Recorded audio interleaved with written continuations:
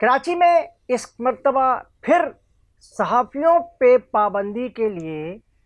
قوانین کے خلاف ایک احتجاج بھی ہوگا،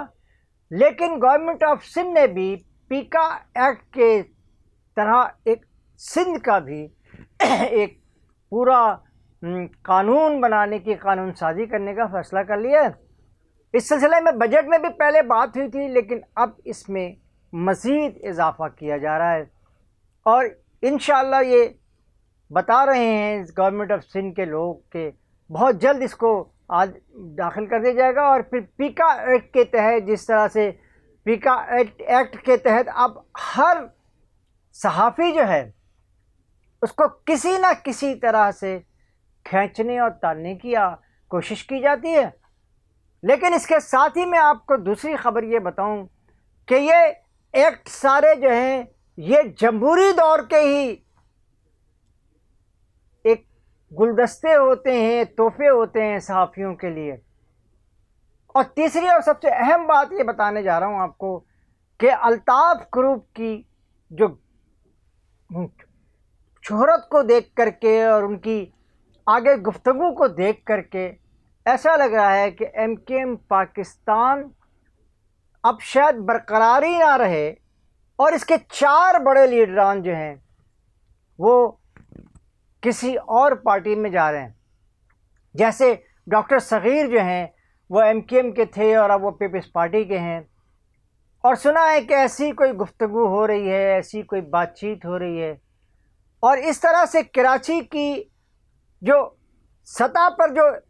پیپلز پارٹی کی شکل و صورت کچھ زیادہ واضح نہیں ہے،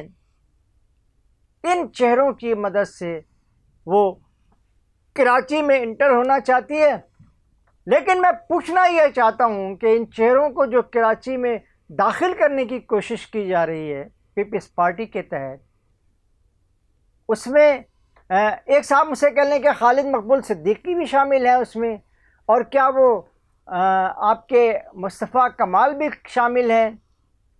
تو دوستوں، یہ بات تو پیپلز پارٹی نے پہلے ہی بتا دی ہے ایم کیو ایم کو کہ اب آئندہ جو آپ 20 سیٹیں یہاں جیتتے تھے اب وہ نہیں جیت سکیں گے۔ تو ان لوگوں نے یہ راستہ، آپ کو پتہ ہے نا کہ جس وقت یہ گورنر سندھ کو ہٹائے جانے کی بات ہو رہی تھی کامران ٹیسوری صاحب کو، تو اس وقت فوری طور پہ جو ہے وہ خالد مقبول صدیقی نے پیپلز پارٹی کے جو اس وقت صدر کے پیپلز پارٹی کی طرف سے ہیں ملک کے، یعنی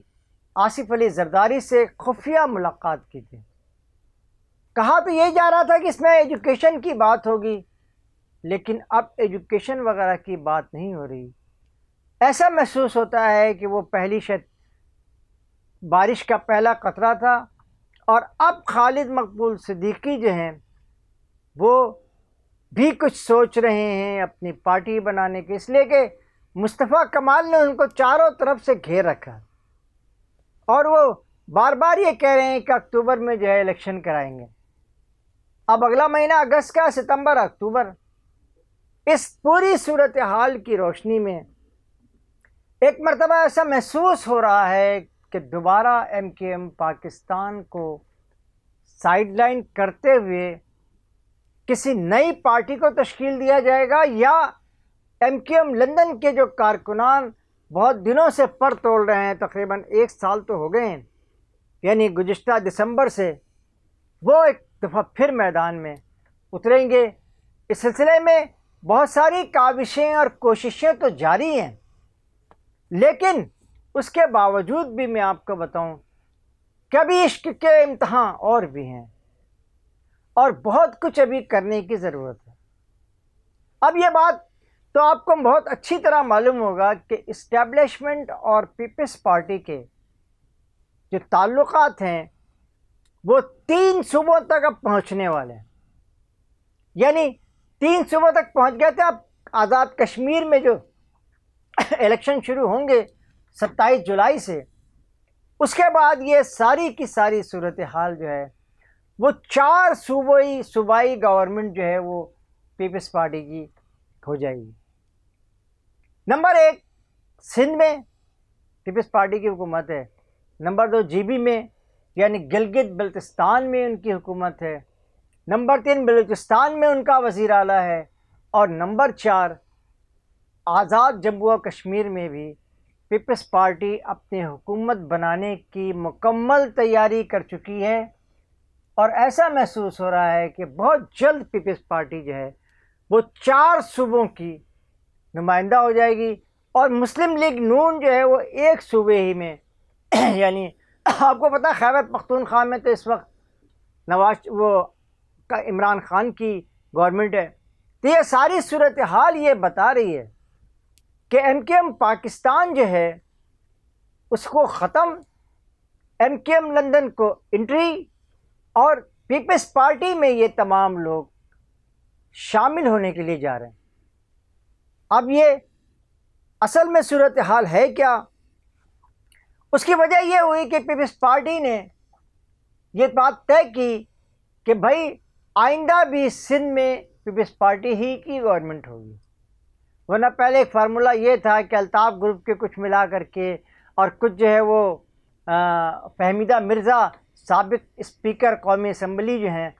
ان کو ملا کر کے اور سب ملا ملو کر کے ایک سندھ میں ایک ایسی گورنمنٹ لائی جائے گی جس کا نہ کوئی الف ہو نہ بے ہو۔ لیکن پیپلز پارٹی نے یہ ساری تیاریاں جو ہیں اس وقت جو بنائی جا رہی ہیں اس کے صرف 2 ہی مقاصد ہیں۔ اس کا پہلا مقصد تو یہ ہے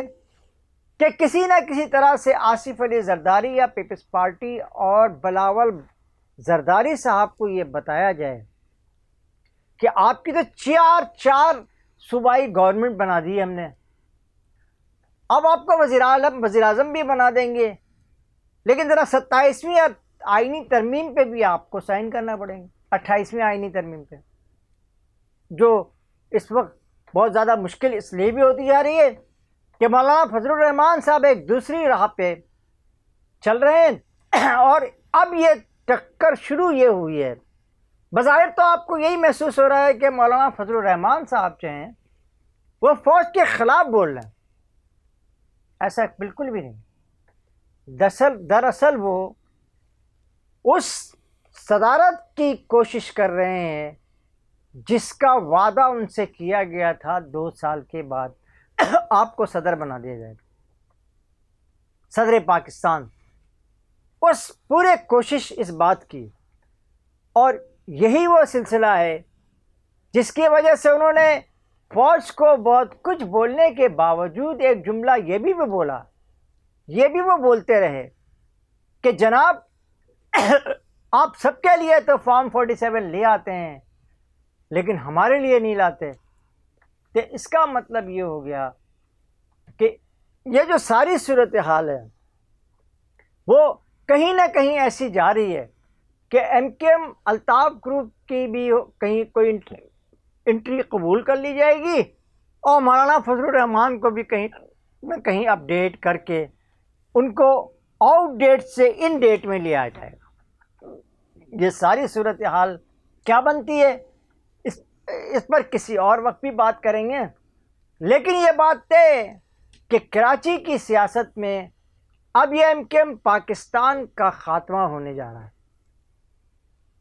اب اس کے ساتھ ہی قاضی جاوید آپ سے اجازت چاہتا ہے۔ اللہ حافظ، السلام علیکم۔